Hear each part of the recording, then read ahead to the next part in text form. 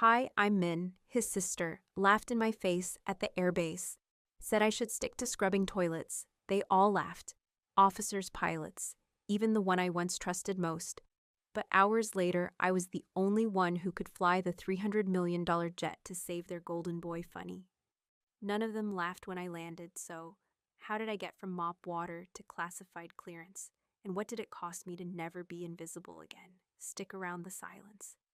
After humiliation was only the beginning before we dive in. What time are you listening to this, and where from? Drop it. In the comments below, we're right here with you.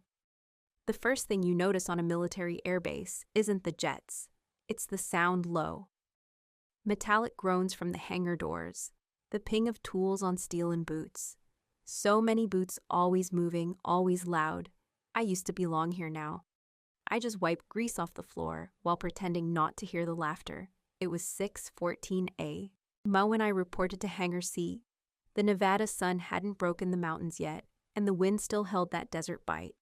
My hands were already raw from scrubbing the oil pit today. I got mop duty by the east intake, just outside the test bay for Echo-class stealth systems. Someone had left coffee spilled by the intake ramp. No one claimed it, of course. Not their job, but apparently it was mine. I was halfway through the first pass when the voice cut across the hangar like a whip. Well, would you? Look at that Macon's back. Guess the Air Force finally needed someone to mop up after real pilot's laughter erupted behind her words. I didn't need to turn around to know it was Elise, my brother's widow, my parents' pride lieutenant, Colonel Elise Wainwright. Every word sharp, every gesture rehearsed for admiration. She strutted across the floor like she owned it, clipboard in hand, flanked by two junior officers trying way too hard not to laugh. She's not authorized for tactical repairs anymore, right? She added loud enough for everyone to hear. Just floors right best to keep emotional liabilities away from anything. With wings, more laughter. A few quiet coughs. One guy muttered, "Damn!" Under his breath. I didn't flinch. Didn't look up, just squeezed the mop head tighter, twisted it dry, and kept working the stain. The rag in my back pocket, old, torn, still oil-stained from a test run. Years ago, rubbed against my hip like a reminder. Guess family connections don't buy you much anymore, she said. Voice sickly sweet now, like she was trying to pretend this was all harmless banter. Not after that situation. My jaw locked. The mop handle creaked in my hands, but I said nothing because if I opened my mouth now, I wouldn't be able to stop. The stain came off after the fourth pass. I dumped the mop water, rinsed the bucket, and made my way to the tool station. Didn't look left, didn't nod, didn't give anyone the satisfaction. Just kept my eyes on the floor and reminded myself, you are here, you made it back. That's all that matters, not for them, not even for my brother, for me. Behind the hangar where the desert sand curled in dry waves and the air smelled faintly of rust and jet fuel, I sat on the concrete lip of the maintenance platform and let my hands rest on my knees. The rag from that day, his last flight, was still in my pocket. I had meant to wash it once, maybe even throw it out. But I never did. Some things cling to you. Or maybe we cling to them either way. I couldn't let go. They never blamed Elise. They never blamed the weather. They blamed me. Even though I wasn't in the cockpit, even though I wasn't part of the mission, even though all I did was question the diagnostics that day. They said I was trying to cover for something that I'd overstepped. Then my license disappeared in a quiet little review board meeting. No one talks about after that silence until now. The siren started just after 0700. Not the regular drills. This one was different, high-pitched, urgent. Even the birds shot out from the roof beams. Voices crackled through the comms. Echo 1 is unresponsive. Say again. Echo 1 is not responding to ground signals. The ground crew scrambled toward the tower. I stood back, mop still damp in my hand, as the bay doors rumbled open. Commanders rushed past me, shouting into radios. Eyes wild with disbelief, a stealth combat prototype worth more than $300 million was in the air alone, unmanned, and no one could talk to it. Someone shouted, "Shut down the test grid, scramble recovery, override." But no one had override clearance, not anymore. Not after what happened to my brother. I stayed. Still watched the chaos unfold around me like it was happening behind glass. And in that moment, something inside me, something I thought had been crushed under years of humiliation and silence, shifted. Not fear, not panic, just clarity, like an engine coming back online after years in storage. They had forgotten who I was that was about to change the hangar lit up with red strobes. I didn't flinch, didn't freeze, I just moved.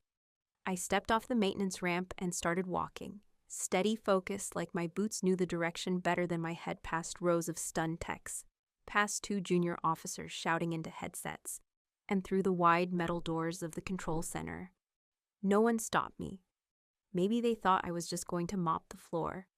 Maybe they assumed I didn't even speak their language anymore. The language of risk, of urgency, of war. Fine, let them think that inside the control center, the air was thick, monitors blazed, radios screamed, static, officers huddled around a large central display, showing a live feed dagger, one spinning slowly in midair, altitude dropping, speed unstable. "Talk to me," Captain barked one voice. Major Kelson, base commander, wide-shouldered buzz cut, still chewing the end of a toothpick like it could hold his patience together. "We've lost all comms with Lieutenant Reed," replied a woman beside him. "No telemetry response. AI assist is locked out. The aircraft's not receiving override. We think he's unconscious from a G-lock. Someone muttered behind me that, "Hi already." I stepped forward, inching closer to the central terminal, estimated 3 minutes before altitude failure. The officer added, "Emergency team is prepped, but if he drops below 15K before response, he won't pull out." Kelson finished. "He's going down." That's when I spoke. "I can fly it." Silence, then laughter. Soft at first, then more audible. Kelson turned when he saw my face.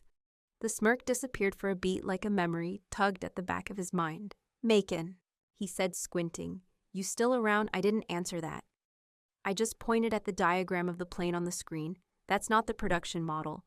It's the XM52 test chassis with the dual-axis torquey wings. I trained in that exact build. I know her weight balance, her temperament, even her stall pattern when it rains. One of the younger men snorted. "You trained 10 years ago." Lady Kelson crossed his arms. "You haven't touched a cockpit since your license got yanked. You don't even have clearance to speak in this room, let alone fly a prototype, worth more than this entire base." My voice dropped to a near whisper. "That prototype has a human life in it," he scoffed. "You think you can pull off a 0 intercept with manual override when 3 active pilots just failed simulation on it this week?" "I don't think," I said quietly. I know he started turning back to the screen, like the conversation was over, but I didn't let it end. I stepped up to the desk, leaned in just enough, and said it, so only he could hear. "Either I get in the backup unit now, or you'll lose your golden boy." "Your choice." Kelson looked at me hard. His jaw worked like he wanted to spit out the words, and then he muttered, "Someone get her flight gear move." No applause, no cheers. Just stunned silence as a corporal jogged out the control room, buzzed back to life around me louder than before, behind the noise in my mind. Another voice echoed, one I hadn't heard in years. "No one flies like you, Mouse. You fly like you've got fire in your bones?" My brother laughing as we stood outside the very same hangar. I could still see the grease smudge on his cheek. The sun in his eyes, that stupid call sign. He gave me Mouse, because I was quiet. Small, overlooked. But when I flew, I became something else. The gear felt heavier than I remembered inside the locker room. I strapped myself in while 2 airmen fumbled with my helmet fit and telemetry links. They kept exchanging glances, probably wondering how long before this mop girl got her funeral flyover. I didn't care. The gloves fit. That was enough outside the secondary prototype. Dagger 2 was being prepped. Same model, same flaws, same engine quirks. The same flight stick that once felt like an extension of my own spine. Ace. Didn't ask permission. I didn't ask for forgiveness. As the elevator platform lifted me toward the sealed cockpit, I took one last look at the sky, cloudless, strewn with smoke trails from drone intercept attempts. I climbed in, the canopy closed. and as the seals locked with that familiar hiss, I didn't feel nerves. I felt the quiet of precision as the cockpit sealed around me again for the first time in years. I didn't feel nerves. I felt the quiet of precision, and beneath that, something deeper. A memory, folding in on itself, replaying in the rhythm of my breath. The hum of the engine syncing with my pulse. My hands moved over the controls, like they'd never left. Muscle memory took over. Left throttle, right trim, shift in pitch. Dagger 2, I whispered. Like greeting an old friend, the canopy shimmered in the early evening sun as I lifted off the tarmac control tower. Barely got a word in, I was already climbing unidentified pilot. This is Edwards Tower, stand down override code. Bravo, Echo 17 confirm. Mac, Ellison former test pilot serial, 09 ghost engaging pursuit of Dagger 1, a pause silence. Then the controller, young nervous, responded code received. Ma'am, Dagger 1 is at $37,000, and dropping pilot is unresponsive. The sky opened in front of me like a curtain yanked wide. I pushed the throttle, the afterburners kicked the jet. Didn't just respond, it sang every curve of wind, every pocket of turbulence. I felt them. Before the sensors warned me, years of flying. Years of dreaming and silence returned in full visual on Dagger 1. I said, scanning the horizon, he's spiraling. Steep right engine stalled or frozen, the camera feed on my side crane. Confirmed it. Alan's bird was tumbling. Nose down, smoke trailing like a ripped veil behind him, too fast, too steep. If I waited for command to debate protocols, he'd be a crater. I shifted channels to a legacy encrypted frequency, the one we used in the earliest engineering tests. Only a handful of people even knew. It still existed. Dagger 1. This is Ghost, come in. Alan, do you copy? Nothing, Alan. My voice dropped. It's Mouse. You remember this channel? You told me once. It felt like flying with angels. Still nothing on the base. Monitors. The command team watched my stream split. Screened with his some faces in the room, blurred behind reflections, leaned in trying to figure out who the hell I was. She's flying like she built it. Someone murmured. The base commander leaned in toward his mic, his voice clipped to Dagger 2. Stand by for emergency recovery. Drone intercept negative, I said sharply. I can get him making this isn't your call. I didn't answer, I couldn't afford to. I came in from above, letting gravity do some of the work. Dagger 1 spun beneath me like a wounded hawk. I had one. Shot, if I got too close, we'd both collide too far, and I'd never reach the controls. So I nudged him, not physically, but with air pressure, calculated turbulence, the same trick I taught Alan during his first month training under my watch. I matched his pitch, matched his roll, then spoke again low and certain.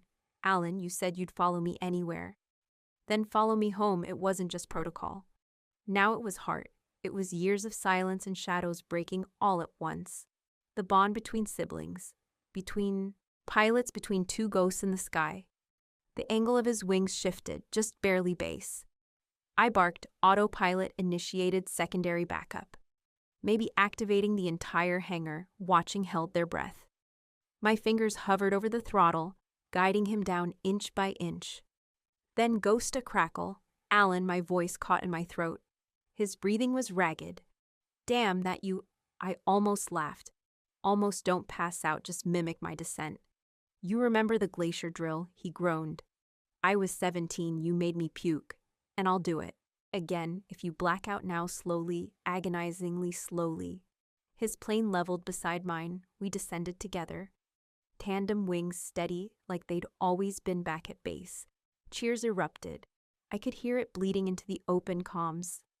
Could feel the static of bodies leaping to their feet. But I didn't smile. Not yet. We hit the tarmac. I landed first smooth ground crew. Rushed to my brother's jet before his wheels even fully stopped. No one ran to mine. I sat there, canopy still closed, staring at the people who had laughed at me, dismissed me, barely remembered. I'd once worn the same uniform they did. I opened the cockpit, slowly climbed out alone, every motion deliberate. My boots hit the pavement like a quiet verdict. Alan climbed out of his jet, dazed but steady. He removed his helmet and then across the tarmac. Across the silence, he saluted me, the same kid who used to chase me around the hangars, with his shoelaces tied together. The same brother who once swore I was too sharp for this world. He walked toward me, and I noticed something. The comms mic was still live. Every word now piped through the bass speakers. He stopped just feet from me, voice loud and clear. "I'm alive because of her." A hush fell. He turned toward the command deck behind the glass. "She's the only pilot who ever scared me in a good way." Not a single clap, not a single whoop, just reverence, respect, realization. For the first time since I came back, no one called me a janitor. No one asked me to mop anything. I didn't smile. I didn't bow. I just stood there, shoulders square, eyes forward, and nodded. Once that was the moment everything changed. And yet nothing did. At least not where it mattered most. The roar of the engines had barely faded before the silence took over. Not the peaceful kind, the other kind. The kind you learn to live with when people pretend you weren't there. I stepped down from the aircraft, helmet in hand, the cool metal pressing against my hip. Alan's jet was still hissing heat beside mine. The tech swarmed him like he'd just landed from Mars. Nobody came my way, not even a clipboard. I started walking toward the far edge of the hangar.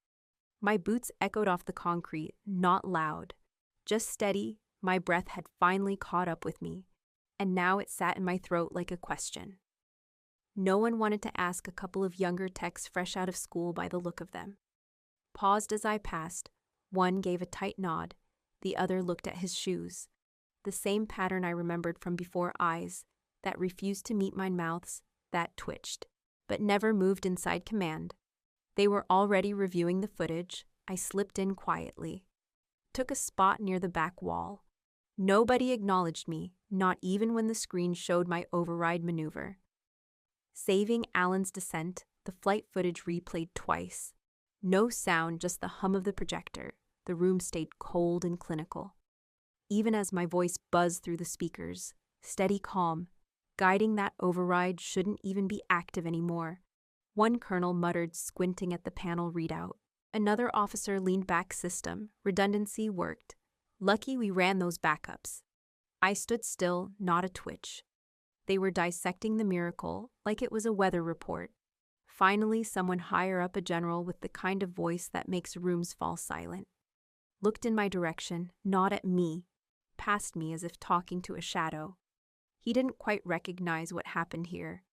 Today was a coordinated team effort, he said. You won't speak of this outside this room, understood? I held his gaze for one long beat, blinked, understood. I walked out. Before the echo of my own answer died in the air by dusk, the base released its official statement. Lieutenant Alan Merrick successfully landed his aircraft. After brief technical challenges, all systems performed as expected. Not one line about me, not a word about the override. Nothing. It was exactly like before. Years ago, I flew a test flight that broke altitude records and pushed the jet past limits. Even the engineers hadn't dared test when I landed. They didn't congratulate me. They called a meeting. I sat across from 6 men in uniform suits. One crossed his legs and cleared his throat before saying it. We can't risk emotional instability at high altitudes. That was the phrase they used when they quietly scrubbed me from the record. Unmanageable, they wrote in the internal memo. My co-pilot, a man fresh out of simulation training, was listed as lead. He got a promotion. I got silence. The memory stung worse than the wind that night as I stepped out into the dark. The sky had that in-between color, like it hadn't decided whether to be night or not. I stood near the edge of the tarmac, the only place they wouldn't look for me. I heard the footsteps before I saw him. Alan carrying a tray. He didn't speak right away, just stood beside me and stared straight ahead. Bro, he said, voice low. I looked down, a base sandwich, bottle of water, nothing warm. I figured you might not feel like going to the mess hall. I took the tray, hands steady, eyes still forward. Thank you. I said. He sighed, that kind of sigh that tells you a conversation's coming, whether you want it or not. I know it's messed up, he said. The whole thing. I didn't answer. Let the silence speak for itself. They can't credit you, he continued. If they did, they'd have to explain why they grounded you in the first place. I turned to him, not angry, just tired. You know that's wrong, I said. He nodded once. Yeah, I do. I waited for more, for an apology, for something human. But it never came. That's just how it works. He said instead, and for a second I didn't recognize my own brother. I didn't eat the sandwich, just set it on the bench beside me. The bottle of water remained sealed. He stayed for another minute, then left without saying goodbye. I sat there long after he was gone, watching the night swallow the sky whole. Somewhere in the distance, the flight line lights blinked in perfect rhythm. Predictable cold, they buried me once before, wrote me out like I was a footnote. But I wasn't done. Not this time. They didn't. Realize I'd already started digging, but I wasn't done. Not this time. They buried me once I was already digging out. And when someone's already crawled out of a grave, you built for them, you should be afraid of what they've learned down there. It was just past 2100 when the base settled into its nightly rhythm.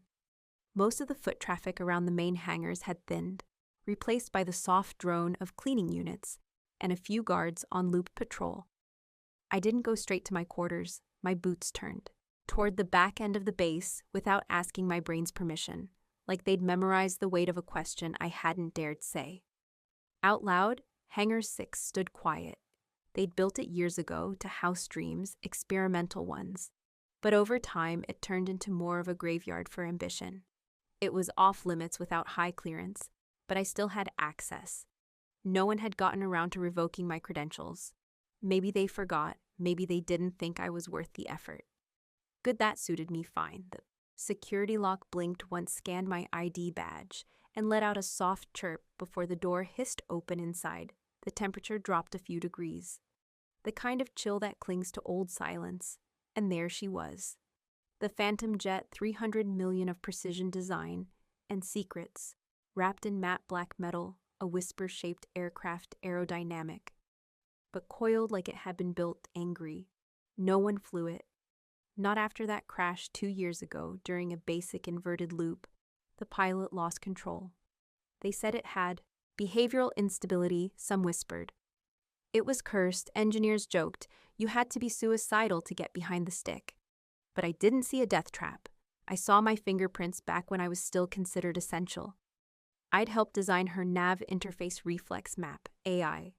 It was called a system that didn't just react to a pilot's input, but learned their instincts, predicted their next move, like muscle memory. But Brass said it was too unpredictable, too human. They shelved the interface, scrubbed me. I stepped closer. Her fuselage was coated in a film of dust, the kind that only settles on things left untouched for too long. I brushed the edge with my gloved hand and whispered, "You and I both got left behind, huh?" I didn't expect an answer, but then something happened. I climbed up the side platform, leaned into the cockpit, and tapped the manual override. The system asked for ID. I typed in a test string, a flight config I'd coded years ago. One the board had flagged as theoretical. Then I added a signature override they didn't even know existed for a second. Nothing. Then, "Welcome back, Commander Min." The interface lit up dim blue, at first, then green. The console panels flickered, rebooting systems that had slept for 2 long years. A hum vibrated beneath my boots. Not loud, just alive. I froze. Not in fear. No, something else, that first rush of oxygen when you've been holding your breath for too long. She still remembered me for a while. I just stood there, letting the cabin systems cycle, watching numbers dance across the screens. I once fought to protect, and then I shut it all down quick, clean.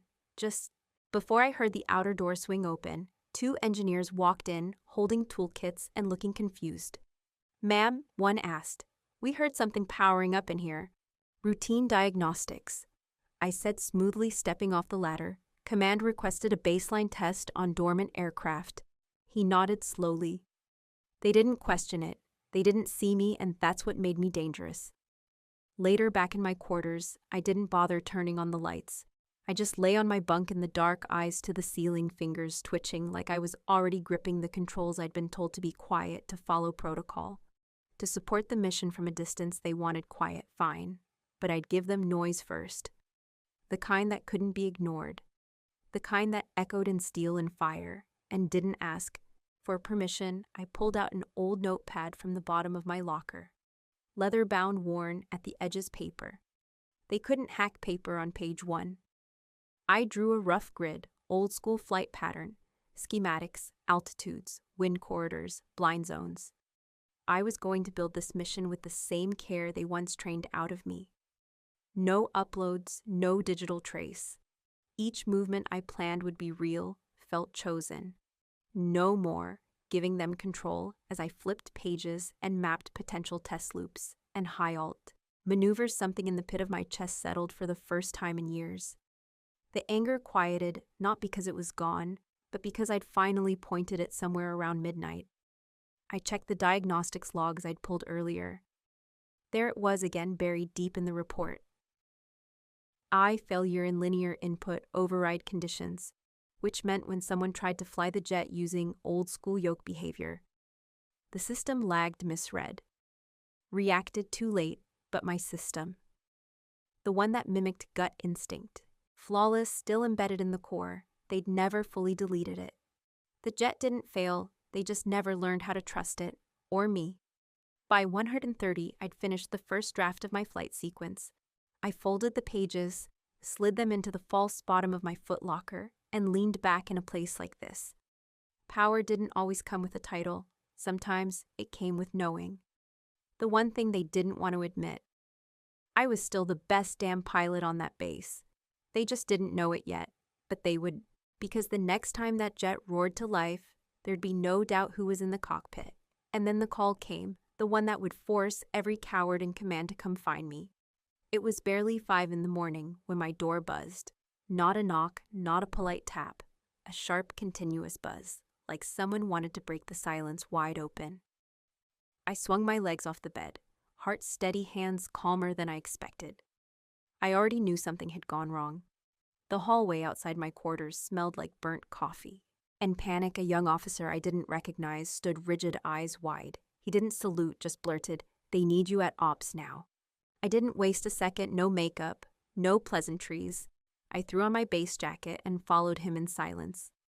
The walk to command center was short, but every step brought back the sensation of authority I hadn't worn in years. That thick hum in your chest, when your choices matter more than your words inside the room. All eyes snapped toward the screen, red flight paths, blinking alerts. A cacophony of voices trying not to sound afraid. Someone from logistics whispered, "She's here." Like I was the ghost of a better version of this place. At the front of the room stood General Lermer Gray, buzz-cut jaw clenched, same man who'd signed off my dismissal and told the board I was volatile under pressure. His stare dropped to the name tag on my jacket. Still faded, still. "Mine, I don't recall authorizing this civilian's presence," he said. Voice sharp, I stepped forward. "Then I'll save you the trouble of asking. I came anyway." He narrowed his eyes. "We're in the middle of an active containment. Failure, not the time for nostalgia." I walked straight up to the central terminal drone. Squadron 6 lost external control. Mid-demo, correct silence, I tapped one of the glowing screens. Internal AI locked out signal jamming. Attempts failed, no override response. He looked like he'd swallowed something sour. "We don't need a rundown. We need a solution." I turned to face him. "There is one. The Phantom jet." "My jet," he scoffed. "That aircraft isn't certified." "No," I said calmly. "Because you were afraid of what it could do. It's the only system fast enough to reach the drones and strong enough to override their current signal, using wave interference, but it only runs on my configuration. The one you said was theoretical nonsense." I let my gaze scan the officers around him.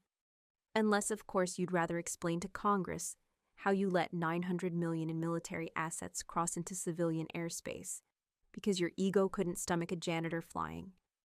That shut them up. The room fell into a thick silence. Even the buzz of monitors felt quieter. Lermer's jaw twitched. His voice dropped. You're the only one the jet responds to. It said it out loud yesterday. You were too busy ignoring diagnostics. He looked away for a second.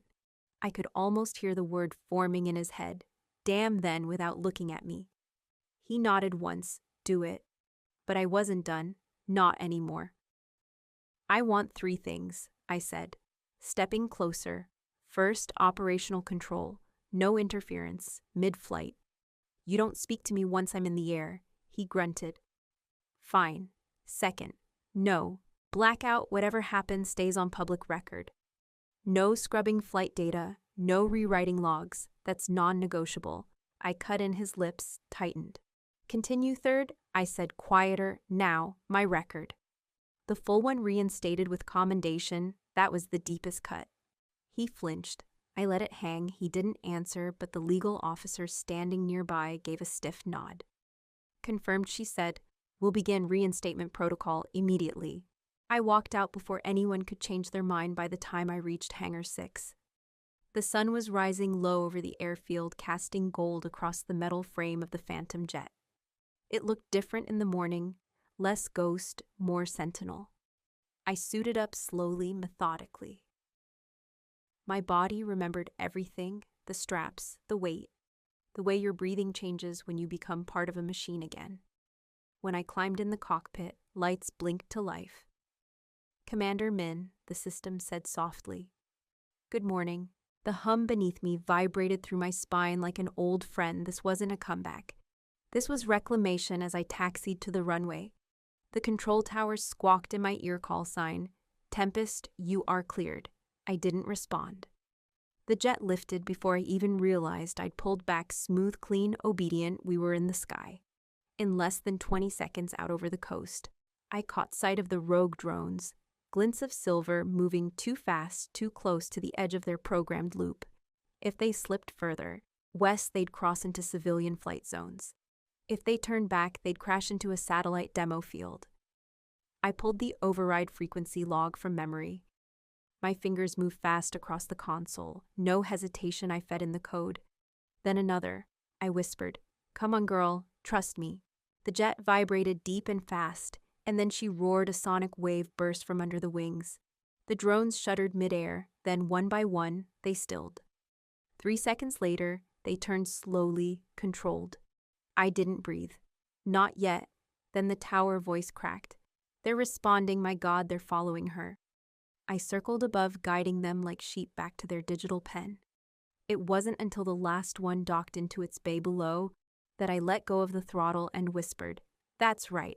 Come home. As I turned back toward base, a different alert flashed in my peripheral, not internal media feed. Probably someone in comms who hadn't been briefed fast enough, had forgotten to cut the satellite relay footage was streaming, and the world was watching. I saw the numbers tick up on my panel.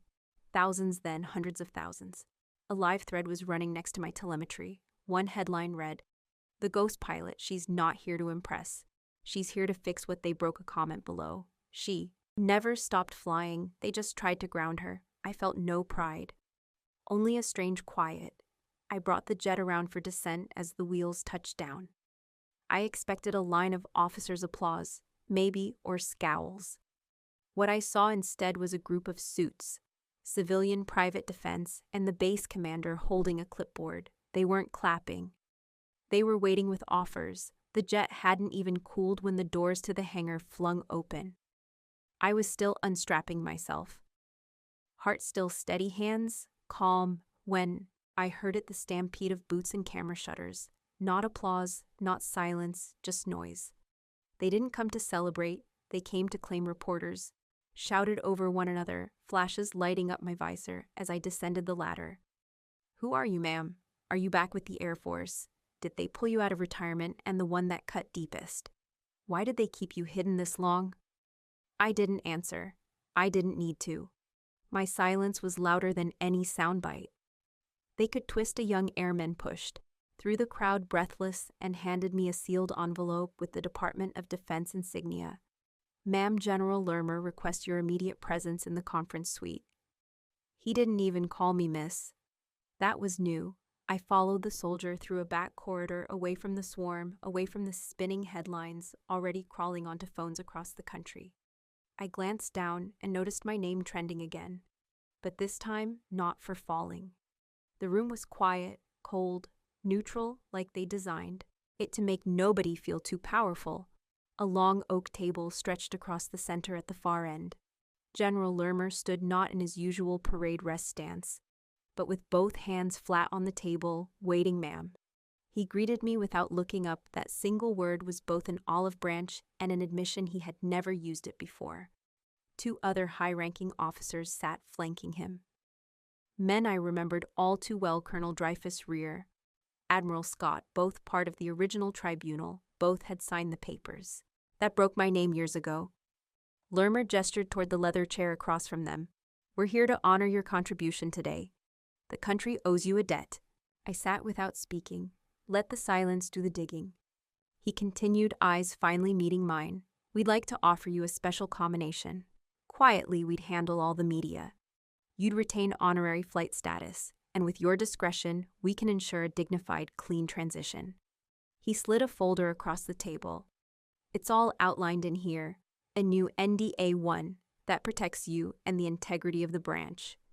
I didn't even touch the file. Instead, I reached into my inner jacket pocket and laid down 2 items on the table.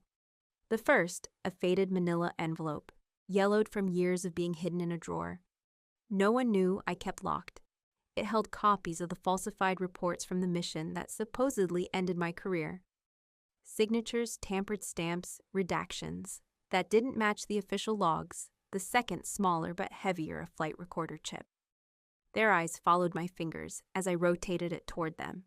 This is from Phantom 2, the jet I flew the night you said I lost control. You remember the narrative, don't you, that a system I wasn't qualified to. Touch failed under my command. Lermer shifted in his seat. Scott cleared his throat. Dreyfus went pale. I kept it, I said quietly. I knew one day you'd come crawling back.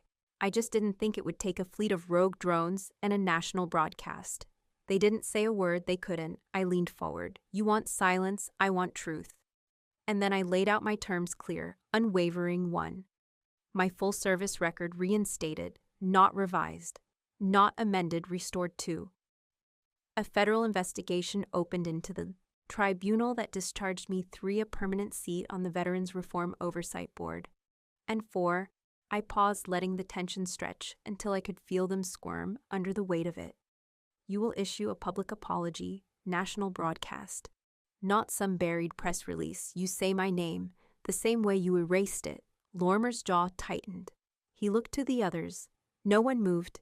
You do this, I added, voice low, or I walk outside, hand this to the press, and let the public decide how much loyalty your medals are worth. They broke before the clock on the wall ticked twice. By late afternoon, the story had erupted.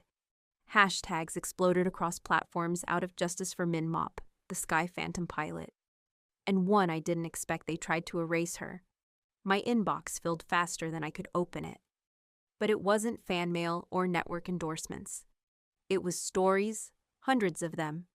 Women, men, former cadets, engineers, janitors, pilots, all with the same thread. They made me disappear too. Some of the stories were brutal. 1. Woman had been told to dress less smart so the higher-ups wouldn't feel undermined. Another man was suspended for reporting a safety violation. His co said it made the unit look bad, and every one of them ended with a similar sentence. But watching you fly today gave me hope. I didn't cry. Not because I wasn't moved, but because I had no tears left to give this system. I'd already bled everything I had into it that evening. My phone lit up with a name I hadn't seen in weeks. Samantha, the message was. Short, no greeting, no warmth. Just cold calculation typed into pixels. You could have been quiet. You could have been part of something bigger. I stared at it for a long time, longer than I expected. Then I typed back slowly without bitterness. I already am, and I meant it that night. I didn't sleep. I sat by the window watching the sky I once knew like the back of my hand. The jet engine still echoed in my chest, but not from adrenaline, from closure. And still one more thing waited, a ceremony they'd scheduled with impossible speed, a medal, a podium, a camera. But before I stepped on that stage, I had one last mission. The ceremony came faster than I expected. But I had one more mission before stepping on that stage that morning. I took my time, pressed my uniform, polished the brass so clean I could see the version of myself who once thought this day might never come. I tied my hair back simple and tight. No frills, no illusions. When the black car pulled up, I didn't wave. I just got in DC traffic, buzzed past the window, but I wasn't watching it. I was reviewing the faces I'd seen behind closed doors, the ones who'd shaken my hand and then tried to erase me. I had names now, paper trails, voices from across the country who had written me some begging, some warning. It didn't matter. The time for silence had passed. The venue was as grand as expected, marble steps, flags hanging in polished symmetry, reporters positioned like vultures outside the barricades. The public didn't have access to this one. It was official, controlled, sanitized. Inside, the program had been set. My name was buried in the back of the booklet, small and neat under special recognition for historical service. Meanwhile, her name, my brother's sister, headlined as the keynote contributor to veteran advocacy. The irony was acid in my throat, but I smiled, small-measured. They wanted restraint. I'd give them elegance, a handler. Young Nervous approached with a clipboard. Miss Ridgely, just a quick reminder. Please stay on script. No deviations. No family mentions, and we won't be taking questions from the press after it's a very tight schedule. I nodded once. Oh, and you'll be right after her speech. Just follow the red markers on the floor when the cue light turns blue. Got it in the green room. I stood alone, sipping from a bottle of water I didn't ask for through the walls. I could hear her voice begin. Today we honor not just bravery in battle, but those who were forgotten by history. I closed my eyes. You forgot me the moment it was. Inconvenient. 10 minutes later, my cue light turned blue. I stepped onto the polished stage under the weight of years. I never asked to carry. The applause was polite, brief, like they were clapping for someone else. I walked to the podium, stood tall. My uniform crisp under the lights.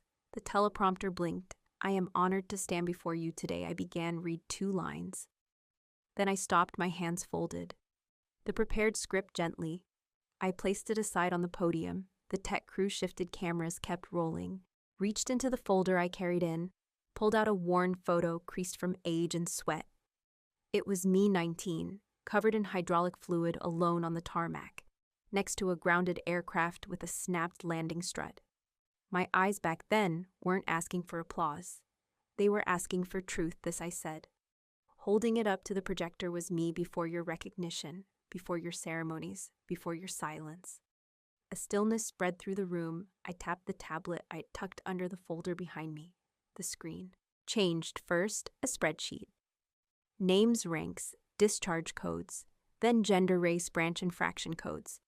I kept digging. I said for every one of me there were dozens. Quietly removed records, altered promises, broken. Another slide, an official memo with an all-too-familiar signature. Her signature authorizing the suppression of several complaints, citing non-priority disciplinary concerns. Fund reallocation for public optic stability. Her name, her role, her fingerprints all over the pattern. I didn't raise my voice. I didn't need to. You didn't forget us. I said you erased us. A gasp rippled through the audience. The silence that followed was louder. Phones lit up, a ripple of movement. Some began filming, others whispering. Suddenly her voice cut through from the side wing. Forced and strained, this is not the time or place. Security stepped in, a tall man with a headset, moved between her and the stage. Ma'am, we've been instructed to place you on administrative hold, pending review. What? She hissed, grabbing at her badge. I run this board. Not anymore. Several veterans stood in the audience, some older, some in wheelchairs.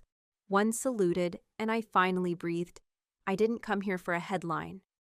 I said, letting my voice soften, I came because I didn't want another girl alone on a tarmac to think she's invisible. My eyes swept the room. I never wanted applause. I wanted airspace. I saluted not to the generals in the front row, but to the back of the room, where a few familiar faces from base had snuck in quiet ones. Real ones this flight, I said, isn't solo anymore. I stepped away from the podium. No one clapped, and it was perfect. I thought justice would feel like revenge, but it felt like landing finally on solid ground, and just like any landing. Once your boots hit the earth, there's still the matter of where. You walk next. 3 weeks later, I walked back into the base, same gates, same air, same row of low-hanging clouds hugging the runway. But this time, no mop in my hand, no clipboard from the cleaning crew, just me. As I stepped through the administrative wing, something in the air shifted. People didn't look away like they used to. Some nodded, a few even smiled. There was a brass nameplate on the old locker room. Now it didn't say technician, didn't say junior mechanic. Just making that alone could have been enough. It felt like the universe saying you mattered even when they acted like you didn't. But the real surprise came that afternoon in an envelope slid quietly across my desk by a courier in civilian uniform. He didn't say much, just tipped his cap and left. I opened it, expecting some stale apology from the committee, something vague and rehearsed. But what I found: Dear Ms. Macon Halt. It began, "We have reevaluated your service record commendations and contributions, effective immediately. You are hereby appointed Civilian Commander, Strategic Innovation Wing." I had to read it twice, not because I needed the title, but because they needed to say it out loud on record. They didn't just give it back. They admitted I was never wrong. That's what got me, not pride relief. I sat there for a moment, staring out the small window beside the desk. A few jets were rolling out for drills. Engines humming low like thunder kept behind glass. They'd invited me to lead a mentorship program for discharge pilots. Those left behind by broken systems and silent policies. I said, yes, of course. But I told them, no script, no fake smiles, just truth. That week, letters started pouring in, digital ones, handwritten notes, even a few scribbled in blue crayon from women in flight school who'd clipped articles of the ceremony and said, "Now my mom believes I can do this." From former cadets who said they left, not because they couldn't fly, but because they were never seen. One wrote, "I watched your speech with my daughter. She asked why you looked so calm. I told her because she's not afraid anymore." I printed that one and pinned it next to my monitor. The base had changed slightly, not in the big bureaucratic ways, but in the quiet ones. People were watching each other more, listening more. And then one afternoon, I found myself holding something I hadn't seen in years. Photo me, my brother, and his sister Lena, back when all three of us thought the sky was infinite, and everything ahead was just possible. I stared at it for a long time, and the next day I made a short visit. Lena didn't look surprised when I stepped into her office. She stood up slowly, maybe thinking I came to gloat or yell. Maybe she had a speech ready too, but I didn't say much. I walked over to her desk, laid the photo down gently between us, and said, "I'll always choose flight over fight, but I won't. Forget who clipped my wings." She didn't say anything, didn't have to. The silence said enough. Back at the hangar that evening, I took one more walk through the bay. The lights above hummed softly, casting long shadows across the polished floors. I paused beside an old jet, Phantom Gray. Retired years ago. My fingertips grazed the wing. The metal was cold familiar. I wasn't flying tonight, but I didn't need to, because 20 FT away, a young woman was suiting up, helmet under one arm, determination on her face. And she didn't even look nervous. She just glanced back at me once briefly and nodded. Not asking for permission, just saying, "Thank you. Some of us don't need the runway cleared, we'll take off anyway." And maybe, just maybe, the sky never belonged to them. It just waited for us to come.